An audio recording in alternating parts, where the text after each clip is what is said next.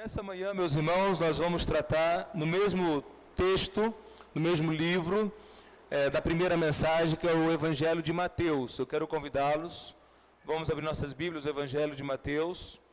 Lembremos-nos que Mateus escreveu esse Evangelho para judeus convertidos, que estavam sendo questionados quanto à autenticidade de Jesus como Messias.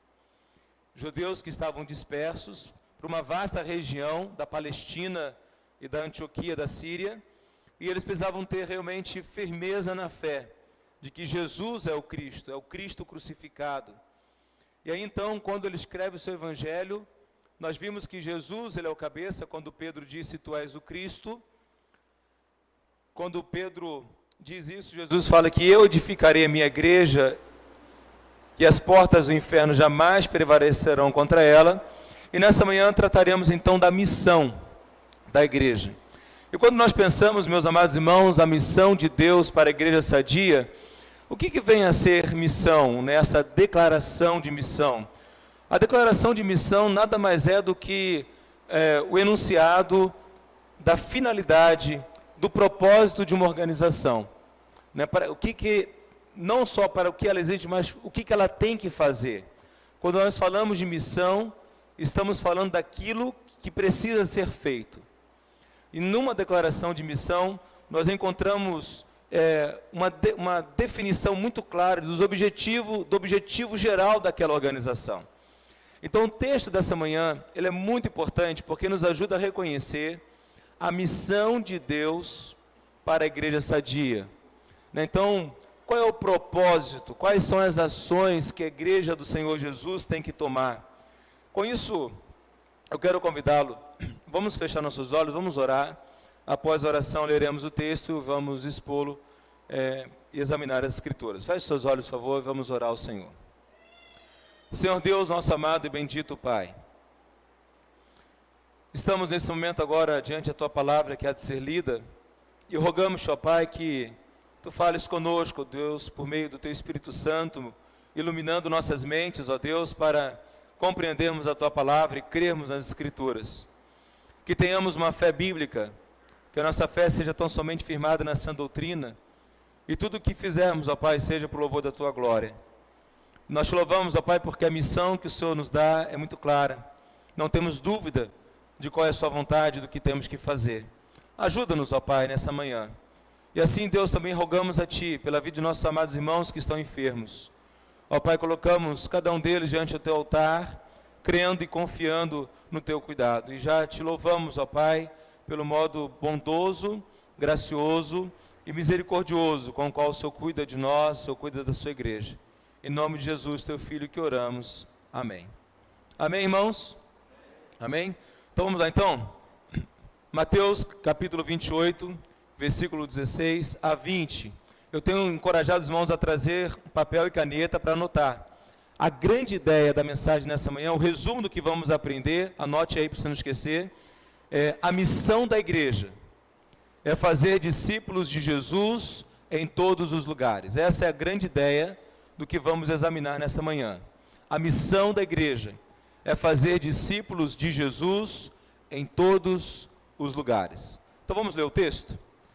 O Senhor, Mateus registra assim: Então, os 11 discípulos partiram para a Galileia e foram para o monte que Jesus havia ordenado. Quando o viram, o adoraram. Alguns deles, porém, duvidaram. Jesus se aproximou-se deles e disse: Toda a autoridade no céu e na terra me foi dada. Portanto, vão e façam discípulos de todas as nações, batizando-os em nome do Pai, do Filho e do Espírito Santo. Ensine esses novos discípulos a obedecerem a todas as ordens que eu lhes dei.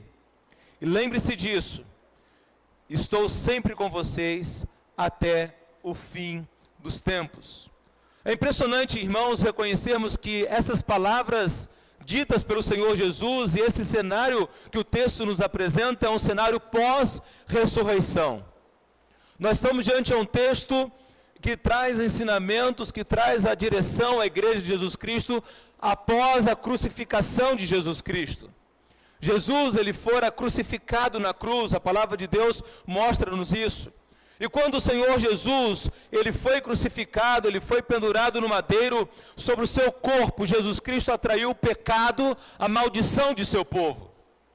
Quando o Senhor Jesus estava crucificado na cruz, o nosso velho homem foi atraído ao corpo de Cristo e foi com Cristo crucificado e depois sepultado. A obra do Senhor Jesus Cristo na cruz significou, amada igreja, que Jesus se tornou maldito em meu lugar, em teu lugar. É muito importante percebermos que, como pano de fundo, como contexto desse texto, nós temos aquilo que acontece após a ressurreição de Jesus. Jesus, quando ele estava na cruz, ele recebeu de Deus o Pai toda a ira que estava destinada ao seu povo. Jesus recebeu toda a ira que estava destinada àqueles que haveriam de crer nele e creram também. Amados irmãos, é muito importante entendermos que a grande comissão, ela tem como sua base, no seu contexto, a ira de Deus. A ira de Deus, do Deus que é santo, santo, santo, do Deus que é justo e do Deus que amou em primeiro lugar. Do Deus que nos amou primeiramente e enviou Jesus, seu Filho. E aqui, queridos irmãos, o que nós temos nessa manhã é o reconhecimento que Jesus, ele é homem sem defeito, ele é homem sem pecado, que entregou-se a si mesmo para expiar o pecado do seu povo. A palavra de Deus é muito clara em mostrar-nos que Jesus é totalmente homem, 100% homem, homem de carne e osso, e Jesus é totalmente Deus, Deus Todo-Poderoso. Ou seja, quando estamos diante a grande comissão, o que nós precisamos reconhecer é que Jesus, ele entregou a si mesmo para satisfazer plenamente a justiça de Deus. É na cruz, meus amados irmãos, que Jesus expia o pecado do seu povo. Isso é tão importante entendermos, isso é tão fundamental, porque é naquele momento de grande dor e sofrimento, que Jesus Cristo está sendo crucificado e recebendo a ira de Deus o Pai. Ele diz o quê? Deus meu, por que me desamparastes? É nesse momento em que Jesus Cristo está recebendo a ira de Deus o Pai, que ele diz aos seus algozes, diz ao Pai, Pai, perdoa-lhes, porque não sabem o que fazem. É nesse momento, meus amados irmãos, que Jesus está sofrendo com muita dor, recebendo a ira de Deus o Pai, é que ele diz ao ladrão arrependido, hoje estarás comigo no paraíso. Ou seja, amada igreja, é impressionante observarmos que a grande comissão, ela tem um contexto, ela tem um pano de fundo que nos permite reconhecer aquilo que é a vontade de Deus. Jesus veio para salvar e redimir o pecador arrependido. Jesus, ele veio para dar a sua vida, ele veio para salvar, para resgatar o que se havia perdido. Jesus Cristo morreu, Jesus Cristo tornou-se maldito, Jesus Cristo deu a sua vida, e isto foi um fato. Tanto é que após a sua morte ele é sepultado. E quando Cristo Jesus é sepultado, o mundo dos discípulos desmorona. Os discípulos, eles se encontram numa situação na qual eles jamais poderiam imaginar, muito embora o Senhor Jesus já os advertira. Os dias posteriores à morte de Jesus Cristo foram dias agonizantes para os discípulos, porque tudo que eles acreditaram estava ruído diante daquilo que eles compreendiam. Até o momento em que no terceiro dia, no domingo pela manhã, o que aconteceu? Jesus ressuscitou. Amados e queridos irmãos, é impressionante vermos então que com a ressurreição de Jesus e o aparecimento de Jesus aos discípulos, o seu aparecimento de uma maneira corpórea, é um momento fundamental, porque os discípulos, eles reconheceram que Jesus, o Cristo, o Deus vivo, estava no meio deles, estava no meio do seu povo. E é impressionante observarmos que após a sua ressurreição, Jesus, ele dá uma ordem. Qual é a ordem de Jesus? Antes disso, olha para o versículo 16. Qual é a ordem de Jesus após a sua ressurreição e aparecimento aos discípulos? Eles mandam os discípulos ir para onde? Olha o versículo 16. Irem para Galiléia. Eles têm um encontro com o Senhor Jesus, e nesse interregno, nesse período entre a sua ressurreição e antes da sua ascensão, Jesus passa algumas semanas com os discípulos e ordenou que eles fossem para Galiléia. E aí, amados irmãos, é interessante porque nós aqui estamos diante ao fato de que a primeira atitude que os discípulos estão tomando, ela é fundamental para que a grande comissão seja cumprida. É interessante observar, olha o versículo 16, e os 11 discípulos partiram para Galiléia, para o monte que ele lhes designara, que ele lhes ordenara, que ele havia indicado. Amada igreja, o primeiro grande ensinamento do texto dessa manhã é que Jesus Cristo, ele deu uma ordem aos discípulos, eles obedeceram esta ordem. A igreja do Senhor Jesus Cristo, ela só cumpre a grande comissão, ela só terá condições de cooperar com Deus, na obra de Deus, quando houver obediência. O versículo 16 mostra-nos exatamente isso, que sem obediência à palavra de Deus, sem obediência ao mandamento de Deus, não existe possibilidade alguma de realizarmos a vontade de Deus. Se não houver obediência à vontade de Deus, ela não é executada por meio de nós. Se nós não obedecermos, nós não cumpriremos aquilo que Deus quer que façamos. É muito importante compreendermos que nós estamos trabalhando nessa série Os Fundamentos de uma Igreja Sadia. Estamos tratando da missão de Deus para a Igreja Sadia. E aqui então no versículo 16 nós aprendemos que para se cumprir a missão dada pelo Senhor, é necessário que haja então obediência. Eles obedeceram. Eles foram para o monte aonde o Senhor lhes havia ordenado.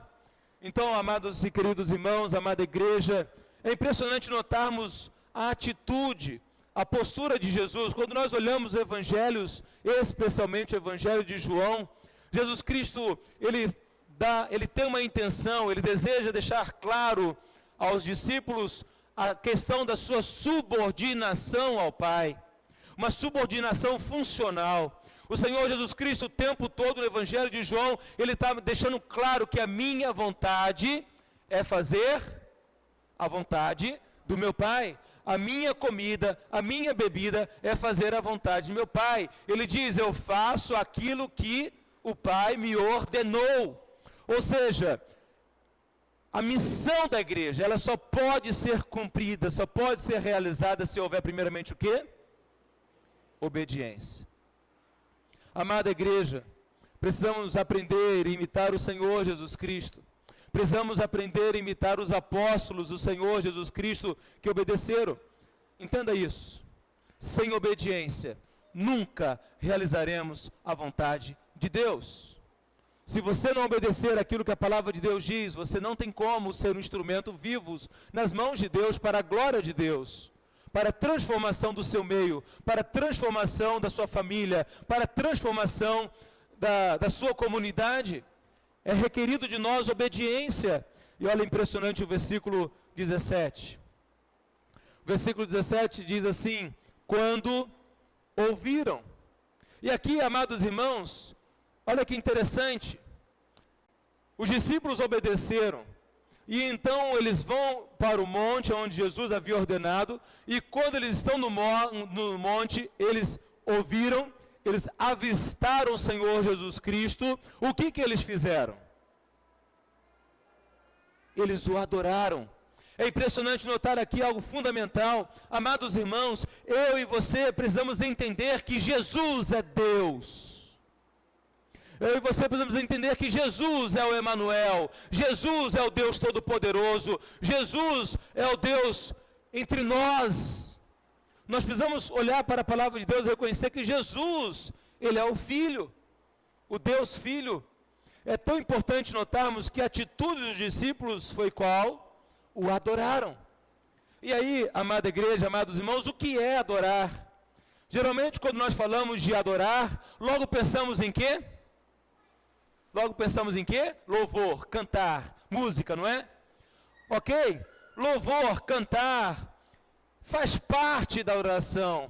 É uma parte, é um meio que nos conduz a expressarmos nosso louvor, a bendizer, a exaltar, a glorificar o nosso Deus. Mas a música, o louvor, não é o todo da adoração. Então, quando nós entendemos que o que é adorar, a amada igreja, adorar é reconhecer quem Deus é e o que Ele faz. Adorar é reconhecer os atributos de Deus, o Deus que é santo, o Deus que é justo, o Deus que é bondoso, o Deus que é amoroso, o Deus que é misericordioso, o Deus que age com justiça. Adorar, amados irmãos, é conhecer as obras de Deus, o Deus que sustenta o universo com suas mãos, o Deus que nos criou, o Deus que é provedor, o Deus que age para salvar todos aqueles que recebem Jesus Cristo como o único suficiente Salvador. Eles o adoraram. Adorar é reconhecer quem Deus é e o que Deus faz. E aí, queridos irmãos, reconhecer os atributos de Deus, a natureza de Deus e as obras de Deus. Adorar, então, quando nós conhecemos a Deus, reconhecemos quem Deus é, há uma transformação em nosso ser, em nossa subsistência. Nós passamos então a amar a Deus. Não tem como conhecer a Deus e não amá-lo. Não tem como ser atraído ao Cristo crucificado e não amar a Deus. Por isso que o grande mandamento é: amarás, pois, o Senhor teu Deus de todo o teu coração, de toda a tua alma, de toda a tua força, de todo o teu entendimento. Então, quando eu conheço a Deus, eu passo a amá-lo. Eu o amo porque Ele me amou primeiro, e amando-o com todos os meus pensamentos, com todos os meus sentimentos, com todas as minhas atitudes, qual é o resultado disso? O resultado é obediência. Obediência. Amada igreja, a missão de Deus à igreja exige obediência e exige adoração. A adoração remete, portanto, ao nosso estilo de vida, ao nosso modo de pensar, sentir e agir em todos os lugares que estamos. E aí então nós temos aqui os discípulos que o adoraram. O adoraram. Preste atenção em algo muito importante. Olha a continuação do versículo 17. Ali diz assim: quando o viram, o adoraram. Mas o texto acaba aqui. O que o texto continua falando? Alguns, porém, duvidaram. E aqui, queridos irmãos, é impressionante notarmos uma questão fundamental. O incrédulo não pode realizar a vontade de Deus. Quem não crê naquilo que a Bíblia diz, não tem como realizar aquilo que Deus quer, segundo a vontade dEle, com vista à salvação de pecadores perdidos e com vista à edificação da sua igreja. É muito importante entendermos aqui que o Senhor Jesus Cristo está dando a grande comissão, cujo objetivo é exatamente a salvação de vidas, a edificação do seu povo. Então, amada igreja, amados irmãos, se há incredulidade, não haverá obediência, porque muitas das vezes, embora nós, conhecendo o texto bíblico, nós não obedecemos. Muito embora sabendo aquilo que a palavra de Deus diz, nós não agimos de uma maneira condizente, porque muitas das vezes, se formos olhar a raiz, é a incredulidade. Conhecemos, mas não cremos. Sabemos o que Deus diz, mas não fazemos de acordo com aquilo que Deus diz. Um exemplo típico de um discípulo que claramente evidenciou a sua incredulidade foi Tomé. Amada igreja, ao longo do seu ministério público, o tempo todo, Jesus está tratando a incredulidade dos discípulos. Olhamos para o Evangelho de Marcos, é um exemplo. Jesus Cristo está tratando a incredulidade, tratou a incredulidade de Pedro, tratou a incredulidade de Tomé, tratou a incredulidade de Mateus, tratou a incredulidade dos seus 12 discípulos. Porém, um se perdeu para que se cumprisse a palavra, mas aqui no texto nós temos mostrando que a incredulidade ainda estava presente. Isso serve, portanto, para nós de uma grande advertência. Não sejamos incrédulos naquilo que a palavra de Deus diz. Aqui há para nós um grande e precioso alerta para que não hajamos de uma maneira reprovável aos olhos do Senhor. Nós não podemos cair na incredulidade. Para que uma igreja ela cumpra a grande comissão, para que uma igreja ela realize a vontade de Deus com vista à salvação de pecadores perdidos e à edificação do seu povo, precisa haver obediência, precisa haver adoração, e não podemos ser incrédulos naquilo que Deus diz, naquilo que, ao modo como Deus age. E a grande comissão, amados irmãos, não tenham dúvidas que é um dos textos mais conhecidos da palavra de Deus pela igreja do Senhor. No entanto, possivelmente seja um dos textos mais negligenciados, ignorados pela igreja do Senhor Jesus, no modo geral. E aqui, amada igreja, é muito importante então entendermos isso. Obediência, adoração e não sermos incrédulos. Agora, é diante desse cenário que o Senhor Jesus, ele estabelece o quê? A sua ordem. Ele dá a missão. Olha que interessante. Como que Jesus dá a missão? Versículo 18. E aproximando-se Jesus, falou-lhes. O que Jesus fala? Toda autoridade me foi dada no céu e na terra. Amados irmãos, olhemos com atenção o que está sendo dito pelo Senhor Jesus. Mais uma vez, olha na sua Bíblia. Toda autoridade me foi dada no céu e na terra. O que o Senhor Jesus Cristo está fazendo é mostrar, ele está mostrando aos seus discípulos que aquele que diz tem toda a autoridade. E, amada igreja, somente Deus tem toda a autoridade. Nenhuma criatura humana tem toda a autoridade. Por mais que na sua empresa você exerça um cargo superior, no nível hierárquico, você pode estar no topo, ainda assim você não tem toda a autoridade. Você pode ter autoridade sobre os seus subordinados, mas não tem toda a autoridade. Nenhum governante tem toda a autoridade. Nenhum presidente, nenhum agente político, nenhum magnata, embora desejem, embora queiram ter toda a autoridade, mas não tem, somente Deus tem toda a autoridade. E aqui, queridos amados irmãos, o Senhor Jesus está dizendo algo muito importante. Preste atenção. Jesus, ele olha para os seus discípulos, e nesse momento que ele irá comissioná-los, nesse momento em que ele vai dar a missão, ele quer que os discípulos entendam o seguinte: a missão está sendo dada por aquele que é o Senhor do universo. A missão está sendo dada por aquele que fala e acontece. A missão está sendo dada por aquele que criou os céus e terra. A missão está sendo dada por aquele que sustenta todas as coisas. A missão está sendo dada por aquele que é o Senhor. Então, amados irmãos, como é importante entendermos isso, porque a missão conduz à luta, a missão conduz ao combate, a missão conduz ao confronto com as trevas. A missão é para a guerra, a missão é para a batalha, a missão é para ir ao mundo e sermos sal e luz. A missão que o Senhor Jesus Cristo está dando à sua igreja exige coragem, exige obediência, exige renúncia do seu povo.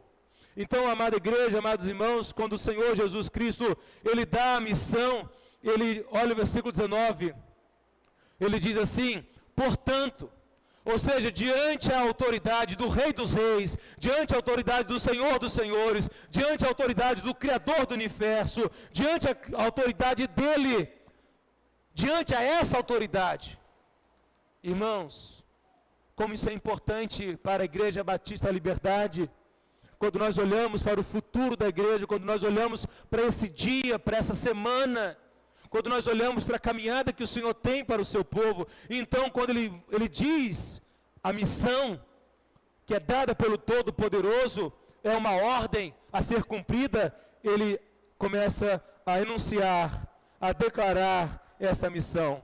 Qual é a missão?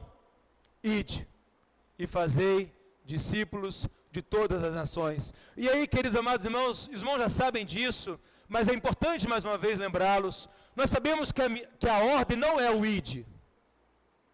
A ordem não é ide. O id, no original grego, está no gerúndio, é indo. A ordem está no fazei, está no imperativo. Então, a ordem é: façam discípulos em todas as nações. Queridos e amados irmãos, quando nós entendemos que a ordem não é ide, mas a ordem é fazei, e fazei indo, fazei em todos os lugares, fazei aonde quer que você esteja, fazei com quem quer que você se relacione, fazei no tempo presente, fazei a todo tempo. Nós combatemos uma tendência natural humana. Qual a nossa tendência natural? É o vinde, não é isso? Ide e não vinde. Aqui uma questão fundamental: uma igreja, ela cumpre a sua missão de fazer discípulos quando é ide e não vinde. Amada igreja, isso é fundamental. Nós precisamos estar atentos a isso, porque quando nós entendemos que o fazer é no indo e não no vindo, isso muda totalmente a nossa postura.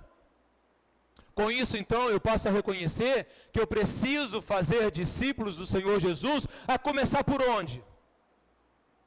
A começar na minha própria casa, a começar pelos meus próprios familiares. Portanto, amada igreja, quem são os da sua casa que ainda não são convertidos? Quem são os seus familiares que ainda não foram regenerados? Vejam, a ordem é ide e não vinde. A ordem é fazer, mas vocês estão entendendo o que eu estou falando. É indo, onde quer que estejamos. É minha casa, o meu trabalho. Quem são os seus colegas de trabalho que hoje estão sofrendo, estão angustiados? Quem são os seus colegas de trabalho que hoje estão passando por crise em sua vida e precisa que você seja sal e luz na vida dele? Precisa que você seja instrumentos vivos nas mãos de Deus, porque Deus usará a sua vida para que este seu colega de trabalho, para que esse seu familiar, para que esse seu amigo seja atraído ao Cristo crucificado. A ordem, meus amados irmãos, é fazer indo e não vindo. E aí, qual é a nossa tendência como igreja de Jesus Cristo? Queremos trazer as pessoas para a igreja, porque, olha, eu vou convidá-la para participar do culto, porque vindo à igreja, participando do culto, o pastor pregará a palavra, o pastor apresentará o plano de salvação, o pastor fará o convite à salvação. Então eu fiz a minha parte, que foi só trazer para a igreja. Essa é a ordem de Jesus? Não, meus irmãos. A ordem do Senhor Jesus é fazermos discípulos 24 horas por dia, onde quer que estejamos. É errado haver conversões na igreja? Obviamente não, faz parte. Mas, amados irmãos, entendamos que a igreja de Jesus, a verdadeira igreja de Jesus Cristo, cresce e se desenvolve quando cada membro desta igreja é uma testemunha viva. Ela anuncia as maravilhas de Deus, do Deus que nos tirou das trevas para a sua maravilhosa luz. Portanto, o seu local de trabalho, a sua família, com os seus vizinhos, ali é o seu campo missionário. Isso não acontece, amados irmãos, só de domingo, no culto de manhã, no culto à noite, porque o culto é para Deus, o culto não são para pessoas. O culto é para a glória de Deus, para exaltá-lo, glorificá-lo, bendizê-lo, é para celebrar a salvação, edificar a igreja. Então, o fazer discípulos, meus amados irmãos, alcançar os perdidos, é durante a semana, cada dia da semana, em cada oportunidade que Deus te dá. E a nossa tendência qual que é? Vamos marcar no calendário um único evento a cada mês, ou a cada 2 meses, ou a cada 3 meses, em que a igreja se reunirá e irá às ruas para fazer discípulos. É isso, irmãos, que Jesus manda fazer? Não, mas isso também faz parte. Isso também é importante, mas o que traz crescimento sadio, sustentável, para a glória de Deus, não somente um crescimento orgânico, não somente um crescimento biológico, mas um crescimento aonde a conversão de famílias que estão perdidas hoje, é quando eu e você, cada um de nós, estamos todos os dias da semana sendo sal e luz, e anunciando o evangelho da salvação, anunciando Cristo crucificado, com o nosso modo de vida, com o nosso estilo de vida, com nossas palavras e com o nosso testemunho cristão. Quando a igreja age assim, amados irmãos, ela experimenta, ela vivencia um mover extraordinário de Deus, de modo que o seu crescimento é para a glória de Deus, de modo exponencial. Então o que temos que entender aqui é ide, e não vinde. Onde quer que estejamos, temos que fazer discípulos do Senhor Jesus. Por isso, então, ele fala o quê? De todas as nações. Nós não temos que ficar escolhendo. Olha, nós vamos vamos segmentar a nossa igreja, só vamos alcançar pessoas da classe A, B, A, ou da classe B, ou da classe C. Não! A Igreja Jesus Cristo não faz isso. A Igreja Jesus Cristo Sadia é uma igreja que tem pessoas da classe A, B, C, D, E e F. A Igreja Jesus Cristo alcança pessoas de todas as classes sociais, de todos os níveis intelectuais, de todos os níveis de profissão, quer privado, quer público. Essa é uma igreja sadia. Quer saber se é uma igreja sadia? Se ela tem pessoas de todos os níveis, de todas as camadas, vivendo em harmonia, vivendo em amor, praticando a palavra. Essa é a vontade de Deus. Não existe segregação na igreja do Senhor Jesus Cristo. E aí então, o que nós temos aqui, quando nós fazemos isso, há um resultado. Então, naturalmente, há um resultado, a obediência de fazer discípulos. E qual é o resultado, irmãos? Qual é o resultado da obediência de fazer discípulos em todos os lugares? Olha para o versículo. Olha para a palavra do Senhor. Versículo 19. E façam discípulos de todas as nações. O que é isto? Conversão. Amada igreja, entenda o seguinte. Uma igreja sadia é aquela que tem um crescimento biológico, ou seja, dos filhos dos membros. Por que isso é importante? Porque os filhos dos membros estão crescendo na igreja, estão vendo um bom testemunho do papai e da mamãe. Estão vendo que o papai e a mamãe realmente seguem o Evangelho de Jesus Cristo, eles são atraídos a Jesus e desejam Jesus, porque vê Jesus no lar. Esse é o crescimento biológico. Mas também, amados irmãos, há o crescimento que transcende ao biológico, são daqueles que hoje não estão enxertados na videira, são aqueles que hoje estão fora do Evangelho, famílias inteiras. E nós precisamos desejar ter esse crescimento também, por pessoas que hoje estão no mundo, estão na bagaceira. E nós seremos instrumento de Deus para alcançar essas pessoas. E aí então, amada igreja, a conversão, nós temos que compreender que Deus salva não somente de domingo, mas Deus salva de domingo a domingo, de segunda a segunda, de terça a terça, de quarta a quarta, de quinta a quinta, de sexta a sexta, de sábado a sábado. E Deus quer usar a sua vida para esse fim. E como que você tem oportunidade, a melhor, irmãos, estratégia evangelística é aproveitar cada oportunidade que Deus nos dá, cada momento, cada situação, para anunciarmos a obra de Jesus Cristo, falarmos do seu Evangelho, a partir do contexto que a pessoa se encontra, a partir do nível de maturidade espiritual que ela tenha, de conhecimento bíblico que ela tenha. Então, o que é a falta de conversões? Por que uma igreja sadia, ela sempre vai crescer? Porque há obediência. O testemunho, o fazer discípulos, é uma prática diária. Olha para os nossos adolescentes, olha para os nossos jovens, a oportunidade que eles têm na escola, todos os dias convivendo com seus colegas, serem testemunhas do Senhor Jesus lá. Então, o que entendemos é o seguinte: por que uma igreja não cresce? Por que uma igreja não se desenvolve? Por falta de obediência. A falta de obediência é impedimento. Quando não se obedece, a igreja não cresce, ela não se desenvolve. E, amados irmãos, vejamos o potencial que Deus deu à Igreja Batista da Liberdade. Os irmãos estão numa capital. A igreja está bem situada, a igreja tem estrutura, ela tem condições de crescer muito além daquilo que você já sonhou e já pensou, porque os planos de Deus são muito mais elevados do que os nossos. A vontade do Senhor, ela é excelente, ela é maravilhosa, então a incredulidade nos impede de fazer a vontade de Deus, mesmo sabendo qual é a vontade de Deus, nós não fazemos muitas vezes por causa da incredulidade, nós não cremos, olhamos mais para os obstáculos, olhamos mais para os impedimentos, olhamos mais para aquilo que já se estabelece como uma barreira, não podemos agir assim. E olha que interessante. Então, o primeiro resultado da obediência qual é? A conversão. E qual é o segundo resultado da obediência? Qual é o segundo resultado de fazer discípulos? Olha o que Jesus fala.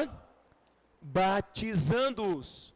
Amados irmãos, é impressionante observarmos que quando uma igreja obedece, quando uma igreja adora a Deus, quando uma igreja não cai na incredulidade, quando uma igreja cumpre a ordem de fazer discípulos de Jesus todos os dias da semana, em todos os lugares, o resultado é que Deus acrescenta todos os dias o que hão de serem salvos. Isso é tão lindo, irmãos, porque o culto do domingo à noite vai ser um culto celebrativo, aonde não vai ficar precisando o pastor fazer apelo, como se estivesse implorando para as pessoas. Não, as pessoas já vêm convertidas por meio da sua vida, e aqui à noite a gente vai celebrar quem foram as pessoas que ao longo da semana tomou decisão por Jesus. Aí a pessoa levanta a mão: eu tomei essa semana, eu tomei na terça-feira, eu tomei na quinta, eu tomei na sexta, eu tomei no sábado, eu tomei agora. Essa é a igreja viva de Jesus. E aí então, meus amados irmãos, esses que serão alcançados serão o quê? Imediatamente batizados. O batismo não é para quem está PhD em teologia, o batismo não é para quem é mestrando em teologia, o batismo não é para aquele que já conheceu toda a Bíblia, não. A prática bíblica não é essa. A prática bíblica é crer no Senhor Jesus e seja batizado. E aí, amados irmãos, olha como isso é importante, como precisamos entender que o fazer discípulos, o resultado é batizar. O batizar, amados irmãos, é batizar aqueles que se arrependeram dos seus pecados e creem em Jesus, ou seja, as doutrinas básicas, saber quem Deus é, quem Jesus é, saber a doutrina bíblica da salvação, saber como desenvolver o seu relacionamento com Deus, é o básico. E às vezes nós queremos que as pessoas venham para o batismo, já tenham lido toda a Bíblia, já sabendo tudo de teologia sistemática, teologia histórica, história, e aí é um crente cabeção. Conhece o crente cabeção? Crente cabeção é que ele conhece muito de Bíblia, mas vai ver a vida, é uma negação. Muitos crentes se tornaram crentes cabeção, porque falta a prática da palavra de Deus, falta a prática da oração, e nós não queremos isso. A Igreja Batista tem a Bíblia como sua única regra de fé e prática. Amada igreja, amados irmãos, nós precisamos entender a estratégia de Deus, a prática da palavra de Deus. Então aqueles que crerem serão o quê? Batizados. É o que Jesus manda. Olha para o texto novamente. E aí, para aí? Mas geralmente é isso que acontece. Geralmente é isso que acontece. Geralmente há todo o empenho da igreja na evangelização, alcançar pessoas para Jesus. Aí a pessoa tomou a decisão por Jesus, a gente fica feliz, a gente celebra, glória a Deus, né? Que bênção, mais uma pessoa se salvou, a festa no céu, é verdade. É verdade.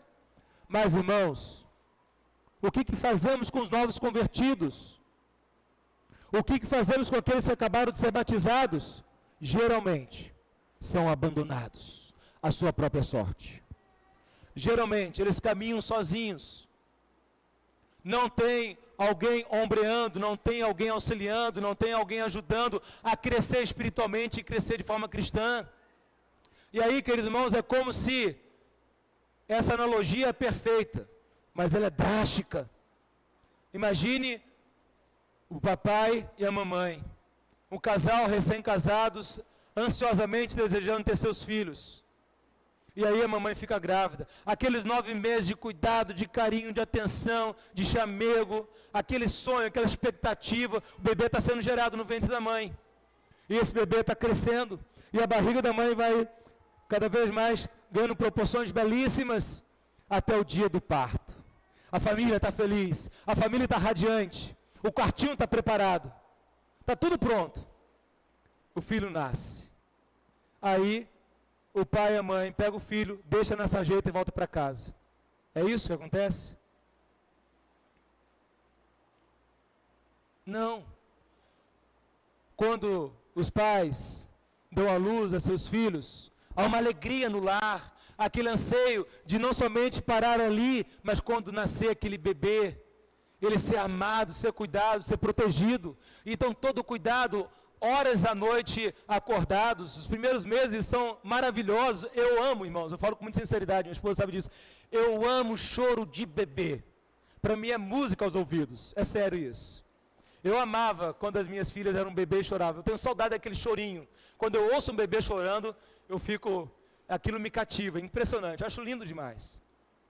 Então, nós pais cuidamos de nossos filhos quando eles nascem, damos o melhor, e não somente quando nascem, não somente no período da lactância, mas em todo o seu desenvolvimento. Eu tenho ouvido pais já de filhos casados, falo, pastor, para nós pais, filho nunca cresce. Eu estou começando a acreditar nisso, porque minha filha mais velha já está na adolescência, daqui a pouco já é jovem, depois é universitária, depois já está casada.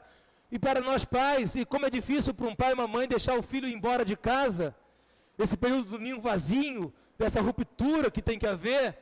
Amados irmãos, se nós cuidamos assim de nossos filhos, que foram por nós gerados, nós como pais biológicos e pais também do coração, nós precisamos entender, amada igreja, que nós não podemos agir diferente com os novos convertidos. Assim como cuidamos de nossos filhos, temos que cuidar dos novos convertidos, porque eles foram gerados pelo Espírito Santo de Deus, mediante o nosso testemunho, a pregação da palavra. Então nós temos responsabilidades com eles. Então, é por isso que o Senhor Jesus Cristo vai falar, olha o versículo 20. Ensinando-lhes a obedecer a todas as coisas que vos ordenei. Olha que impressionante, amados irmãos. Conversão, todos comigo, conversão, batismo e discipulado. Ensino. O discipulado não é uma classe de escola bíblica, o discipulado ele é perene, é desde o seu novo nascimento até antes da sua glorificação, quando você vai morrer.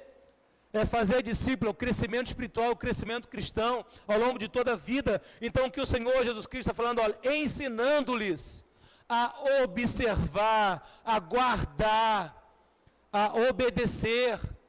Amados irmãos, como Jesus fez discípulos? Como que Jesus treinou os seus discípulos? Andando com eles. O tempo todo eles estavam olhando, eles estavam vendo como Jesus fazia. O tempo todo eles estavam observando o Senhor Jesus. O tempo todo eles estavam fazendo com Jesus. Tanto é que na quarta-feira, quem tem visto, estamos ensinando a oração que os discípulos pediram para Jesus ensinar. Eles pediram, ensina-nos a orar. Assim como João ensinava os seus discípulos, ensina-nos a orar, amada igreja.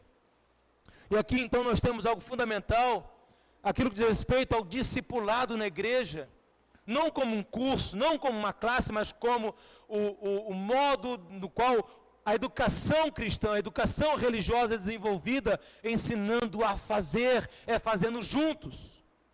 Quem é pai aqui de menina e mãe de menina? Geralmente as meninas gostam mais, não é?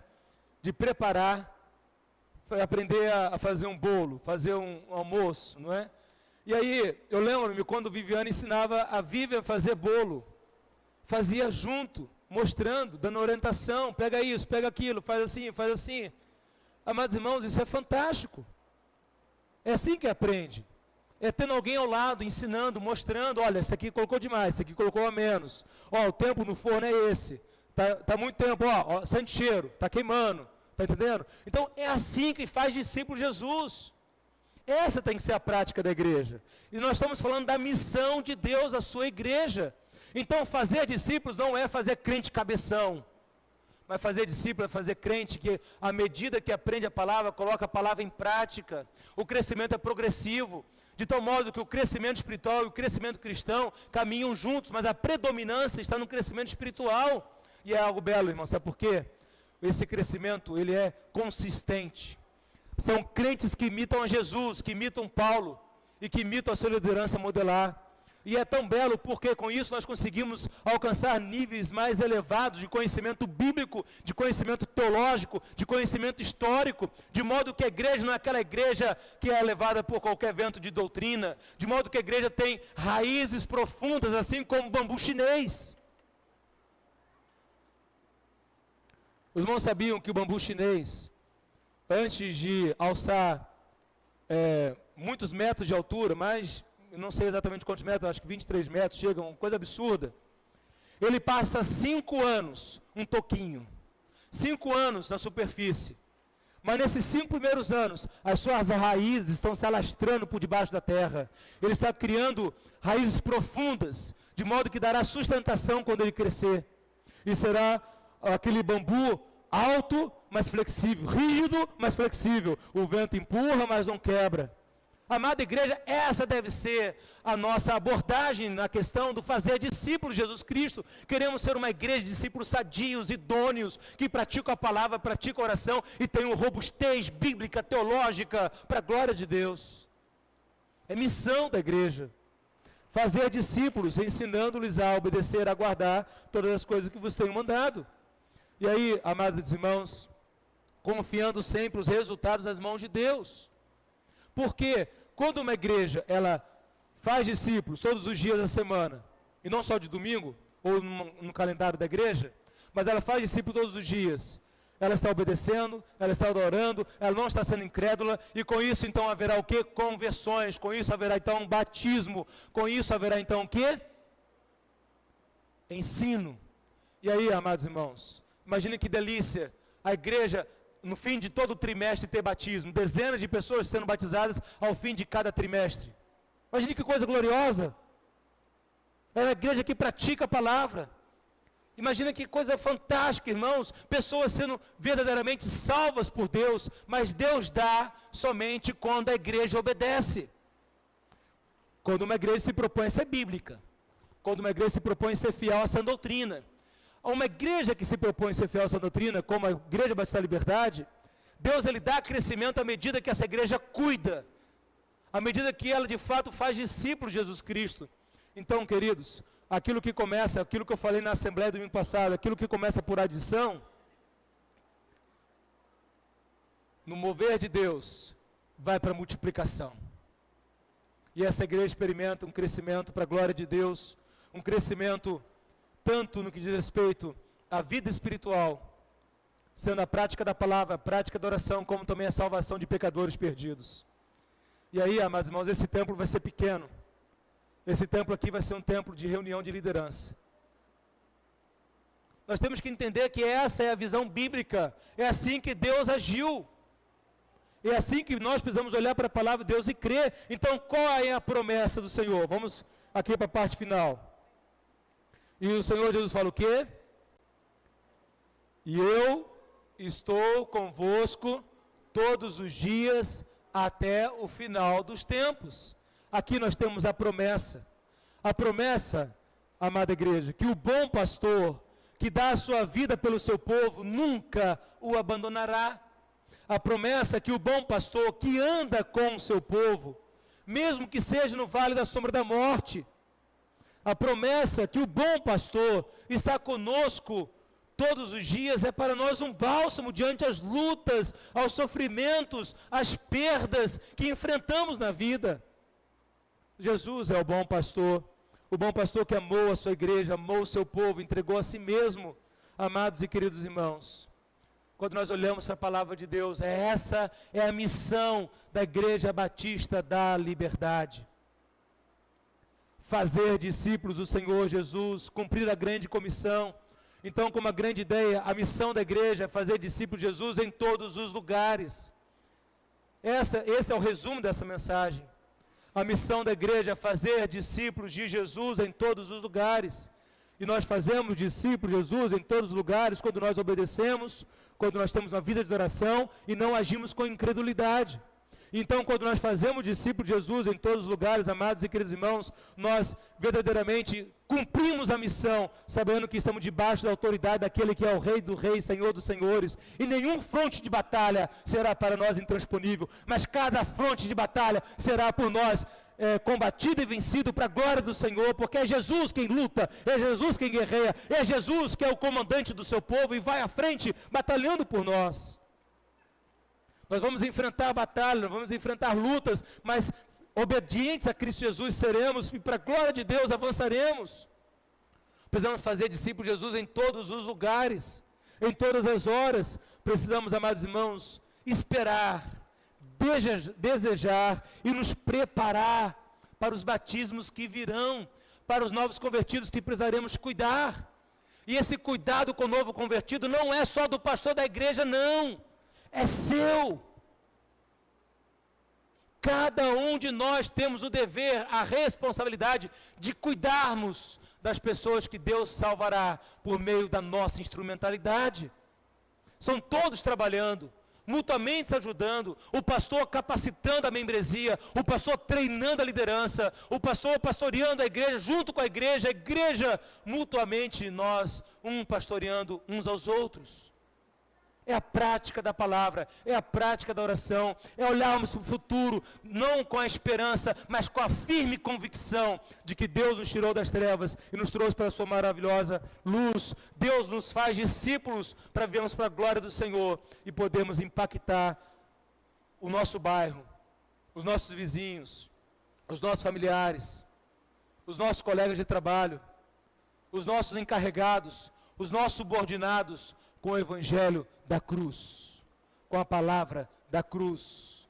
E estes serão atraídos a Jesus e a igreja, todos juntos trabalhando para a edificação da igreja. Então essa é a missão. Entendem, irmãos? Entendem o grande trabalho que Deus tem para a sua igreja? Entendem que Deus, Ele pode fazer essa obra e nós precisamos nos colocar à disposição e nos consagrar ao Senhor, mas Deus só fará essa obra se houver obediência, se houver adoração, e não formos incrédulos. Precisamos obedecer, precisamos ter uma vida de verdadeira adoração, e não duvidarmos da palavra de Deus, e assim então, cumprirmos a ordem, debaixo da autoridade daquele que tem todo poder. Eu quero nesse momento convidá-lo a tomar uma decisão na sua vida. Eu quero convidá-lo a você se colocar diante do Senhor para ser um instrumento vivo. Feche seus olhos, eu vou orar com você. Ore a Deus agora, consagre ao Senhor a sua vida. Pense quem são os seus familiares não convertidos, seus colegas de trabalho. Pense nos seus vizinhos, pense nas pessoas que Deus quer usar a sua vida para alcançar. Pessoa que nunca será alcançada por minha vida, porque Deus quer usar a sua vida para alcançá-la. Deus quer usar você, Ele quer usar a sua casa para alcançar essas pessoas. Não vai usar o pastor para isso, porque Ele quer usar você. Ele não vai usar a liderança da igreja para isso, porque Ele quer usar você. Ele não vai usar o diácono da igreja, porque Ele quer usar você. Deus quer usar a sua vida como instrumento vivo para a glória dEle, para que haja salvação de pecadores perdidos. Senhor Deus, amado Pai, estamos diante da Tua presença. E reconhecemos, ó Pai, que o Senhor quer usar a minha vida, o Senhor quer usar a minha família, minha casa, e me coloco diante do Teu altar, ó Deus, me consagro ao Senhor, eu dedico a minha família ao Senhor, para que a começar pela minha vida, pela minha casa, ó Pai amado, sejamos discípulos multiplicadores. Ó Pai amado, eu quero apresentar diante do Senhor a vida de cada irmão e irmã que entendeu a palavra do Senhor, que reconhece que o Senhor está chamando, convocando, arregimentando-o para a Tua obra.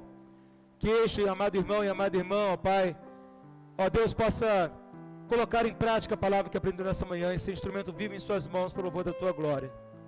É no nome do Teu Filho amado, Senhor Jesus Cristo, que oramos. Amém.